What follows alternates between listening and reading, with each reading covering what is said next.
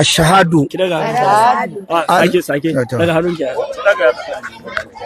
ku ce ashhadu ashhadu alla ilaha alla ilaha illallah illallah wa ashhadu wa ashhadu anna muhammadan anna muhammadan rasulullahi. rasulullah. To abinda kuka ce kun shaida Mun shaida babu abun bautawa da gaskiya babu abin bauta da gaske sai Allah shi kadai, sai Allah shi kaɗai, sannan annabi Muhammadu sannan annabi Muhammadu manzan Allah ne manzon Allah kuma bawan Allah ne, kuma ba Allah, sannan Yesu sannan Yesu manzan Allah ne gudan Allah kuma bawan Allah ne. ba Allah. Sannan babu wani abinda kuka shiga yanzu, addini kuka shiga addini ne wanda ba a haɗa Allah da wani, Yawa ba a haɗa Allah da wani, ba wani abu, Allah shi kadai. kun daina bautan dodo daga yau, kun daina bautan dodo.